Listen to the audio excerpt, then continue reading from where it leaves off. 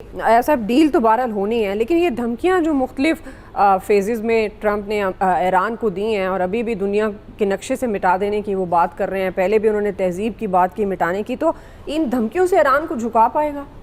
दुआ, कल आपको पता मैं कितना ऑप्टिमिस्ट था, मैंने आपसे कहा भी, और मुझे लग रहा था कि बस वो सारी चीज़ें क्योंकि बिहाइंड द सीन हो गई हैं और अब चीज़ें ठीक होने की तरफ जा रही हैं। उसके बाद फिर वो जो हमले हो गए वहाँ पे, उसने फिर मुझे परेशान कर दिया और मुझे फिर लगा कि शायद दोबारा हम जंग की तरफ जा रहे हैं। और मुसलसल वही ख़दशा रहा कि क्योंकि आपको पता है ना, जंग कहीं भी हो सबसे ज़्यादा मुतासर तो हमने होना है, पाकिस्तानियों ने। वो ऐसा लगता है कि जंग साढ़े नाल ही हो रही है दुनिया दी और किसी नाल नहीं होती। अच्छा, वो फिर आज वो उनका वज़ीर जंग है हेक्सेथ, उनकी मैं वो मीडिया टॉक जब सुन रहा था, अब हैरान होंगी कि मुझे फिर एक तसल्ली होगी। हालांकि जंग का वजीर जंग की बात ही करेगा ना, लेकिन वो कुछ अमन की बातें भी कर गया आज। उन्होंने ये कहा कि जी ईरान की जहरियत के लिए आलमी बरादरी आए, उसको रोके। मतलब ये पहली दफ़ा हुआ है कि अमेरिका की तरफ से मैंने इंटरनेशनल कम्युनिटी को ये कहते दावत देते हुए सुना है कि जी वो ईरान बहुत जारियत कर रहा है। फिर उन्होंने एक और बात की कि जी हम जंग नहीं चाहते, और फिर ईरान ने अभी जो अटैक्स किए थे वो इतने बड़े नहीं हैं कि जंग में कूदा जाए। तो इसका मतलब ये है कि एक चीज़ तो समझ आ गई हुई है ट्रंप एडमिनिस्ट्रेशन को कि जंग करके हमने देख ली, दोबारा नहीं करेंगे। ये अपनी जगह है। ट्रंप साहब कल साउथ कोरिया से कह रहे थे, रिक्वेस्ट कर रहे थे कि आओ भाई, अब तो तुम्हारे जहाज़ पे भी हमला हो गया, अब तो हमारे साथ आ जाओ। मुसलसल वो अपने इत्तेहादियों को कोई लिफ्ट करा नहीं रहा इसमें, क्योंकि ये जंग आपने शुरू ही गलत की थी। आपने सिर्फ इजराइल के कहने पे ये जंग शुरू कर दी थी, इसलिए कोई इत्तेहादी आपके साथ आने को तैयार नहीं है। यूएई का मामला अलबत्ता बड़ा खौफनाक होता जा रहा है। वहाँ स्कूल्स तक बंद करने पड़ गए जो हालात हैं यूएई के।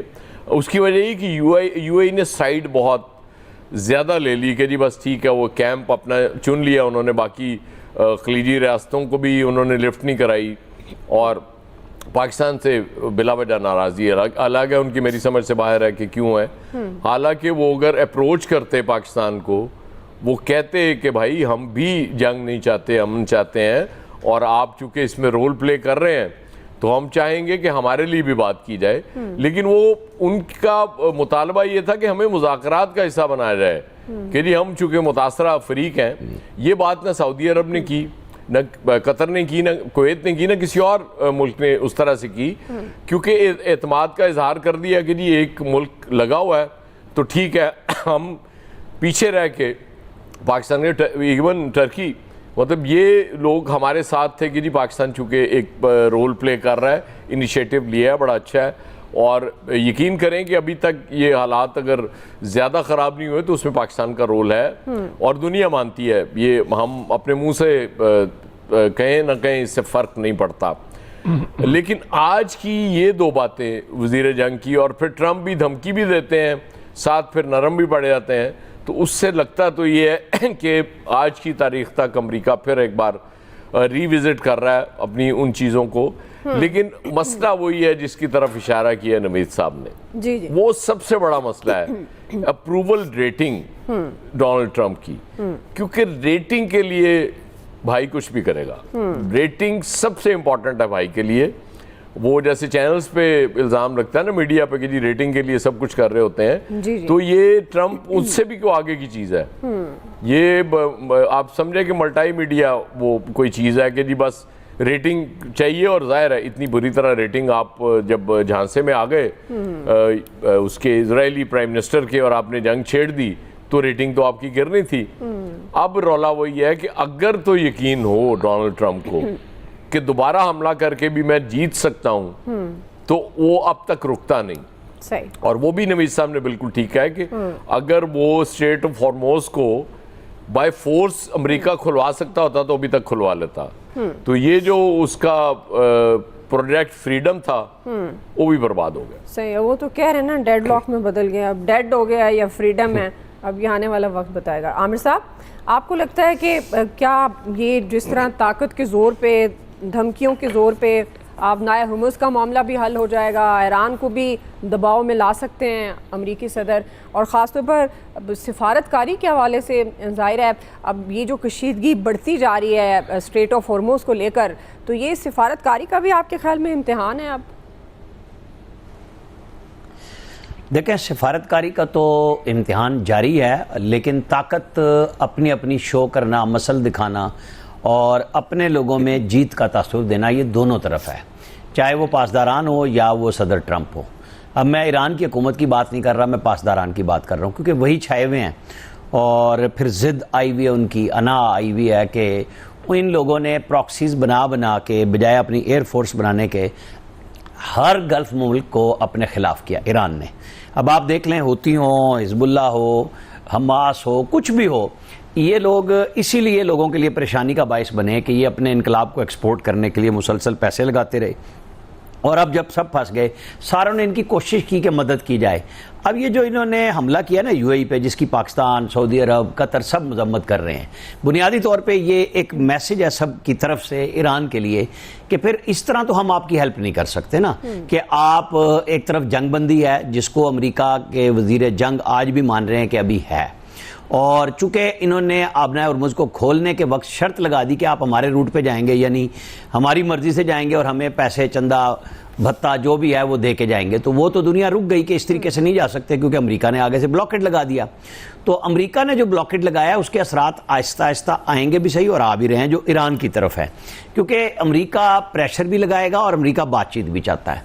अमेरिका बिल्कुल नहीं चाहता कि जंग दोबारा शुरू हो, लेकिन जिस तरह की शरारतें इसराइल करता है, जिस तरह की शरारत पासदारान कर रहे हैं, यानी ये यूएई के ऊपर, यूएई भी शरारत कर रहा है, कोई मसला नहीं है कि वो भी बार बार कह रहे हैं कि ईरान से बदला लिया जाए, हमें बहुत तंग किया, उनकी इकॉनमी पे बहुत बड़ा इफेक्ट आया और मुश्किल में उनके अगले 2-4 साल आएंगे कि जो असरात आए हैं, दुबई से जो गोरा इन्वेस्टर निकल गया इधर उधर का, लोकल मुलाजिम सारे पाकिस्तानी हो, इंडियंस हो, वो तो मौजूद हैं, लेकिन जो बहार बनाते हैं पूरे यूएई की, वो लोग तो निकल गए हैं। उनका कॉन्फिडेंस कैसे लाया जाएगा, वो इसराइली सिस्टम भी एयर डिफेंस का लेके आ गए हैं, लगा दिया है। लेकिन कहानी क्या है, एक दिन जंग, एक दिन अमन, और वो कहते हैं हमने 6 कश्तियां उड़ा दी, वो कहते हैं सिविलियन। अच्छा भाई, सिविलियन कश्तियां वहां पे कोई वो सैर करने आई हुई थी इस जंग के माहौल में, जहां 100 से ज्यादा जहाज तेल का मौजूद है आबनाए हुर्मुज़ में, दुनिया भर के और बाकी चीज़ों के, अमरीकी नेवी भी वहाँ मौजूद है, उनके जंगी जहाज़ हैं सारे के सारे। तो ये दोनों तरफ से लेम एक्सक्यूजेज हैं, हमने हमला किया, हमने नहीं किया।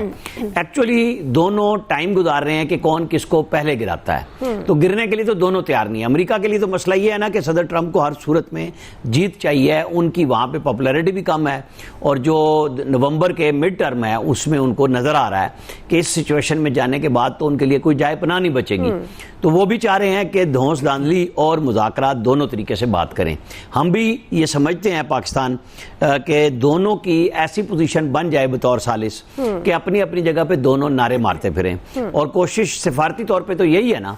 लेकिन ये जो आते हैं ना महाज जंग में, मैदान में बयान, आपको याद रखना चाहिए ये बयानात सदर सद्दाम हुसैन भी दिया करते थे कि जंगों की माँ लड़ेंगे, और वो बिल में से निकले थे। फिर हम ये नहीं कह रहे कि कौन बिल में घुस जाएगा और कौन बिल के बाहर आ जाएगा। इशू ये है कि क्या अवाम की भी परवाह है, फंसे तो ईरानी अवाम हुए ना, इससे इंफ्रास्ट्रक्चर जो उनका तबाह हुआ है। तो ये तो ईरान की क़यादत के सोचने का काम है कि अगर पाकिस्तान आपको एक अच्छी डील लेके दे रहा है, क्योंकि यहाँ पे तो ये है ना कि आप मुल्क को बचाएं, इंफ्रास्ट्रक्चर को बचाएं, लोगों को बचाएं अपने, उनके लिए मजीद मुश्किलात पैदा ना करें। अमेरिका का हम इसलिए नहीं कहते कि वो महंगाई के अलावा वहाँ पे कोई असर नहीं है उनको दुनिया के किसी मुल्क से, इसलिए नहीं है कि वो यूरोप को छोड़ चुके हैं। अगर यूरोप ने उन्हें छोड़ा तो उन्होंने भी कहा ठीक है, गल्फ अगर पीछे हटा तो उन्होंने नहीं कहा। हाँ, साउथ अफ्रीका के जहाज को एक लगा है ड्रोन, तो उन्होंने कहा कि देख लो तुम हमारे साथ आ जाओ, वरना तुम्हारे साथ बुरा होगा, हम लोगों को ले जाएंगे। ये सिचुएशन चलती रहेगी कुछ दिन और भी।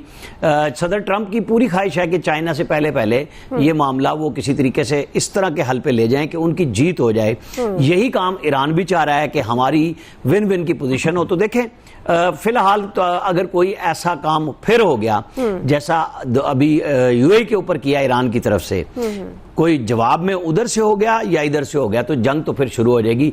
लेकिन अवॉइड ईरान और अमेरिका दोनों कर रहे हैं, दोनों अवॉइड कर रहे हैं, लेकिन दोनों चाहते भी हैं कि दोनों की जीत हो जाए और ये मामला हल की तरफ भी चला जाए, क्योंकि ईरानी वज़ीर ख़ारजा चाइना पहुंच चुके हैं, अमेरिकी सदर ज़ाहिर है वो भी कुछ ही दिनों में जाने वाले हैं। इस पर मज़ीद भी बात करते हैं एक ब्रेक के बाद।